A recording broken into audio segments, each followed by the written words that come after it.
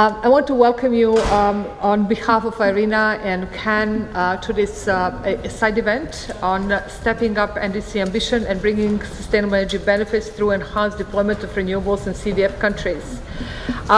It is very interesting to have this link because the CVF 2050 vision states that we aim to survive and thrive.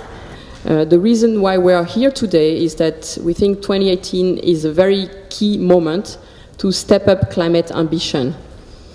As you know, we have the Talanoa dialogue, which is closing today, the ministerial phase. We've heard stories about how we can raise climate ambition.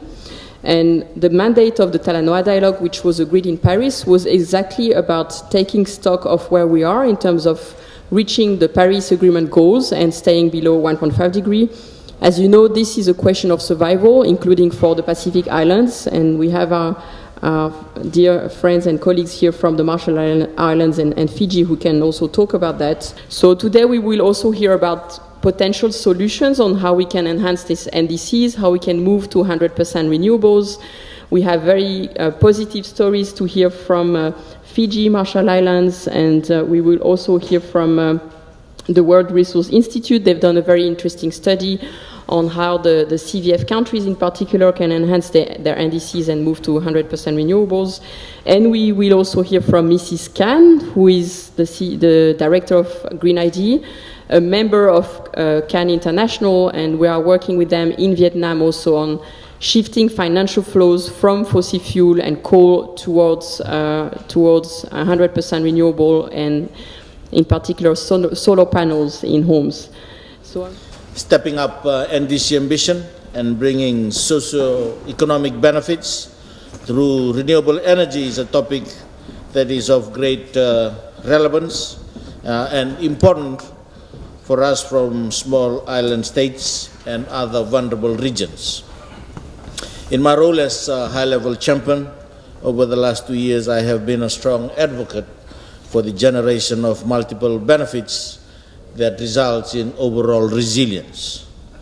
When we talk about the deployment of renewable energy, we need to ensure that the impacts are as far-reaching as possible, bringing in socio-economic benefits to communities that desperately need it. In fact, in Fiji, the drive to address the socio-economic needs and the current climate we are in is what is driving the deployment of renewable and economic energy.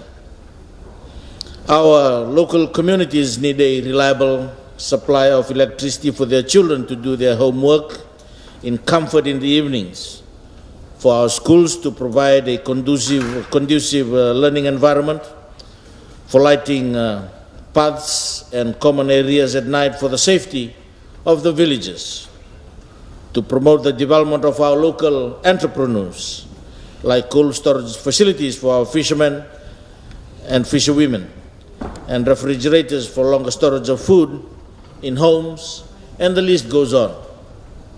This call for electricity is one of the most common needs that comes from our rural and outer island communities. In most cases, extension of the main electric grid would prove too costly for such development. The domestic diesel-powered generators largely used in the communities are now seen to be more expensive. In addition, during times of disaster like cyclones and flooding, these communities are often cut from suppliers, and therefore stopping up on fuel is not possible. Therefore, it is clear that energy infrastructure that is economical, is reliable, and is sustainable is the ideal answer to meet the needs of our local communities. The answer is renewable energy that is capable of meeting various local requirements that include financial and technical requirements.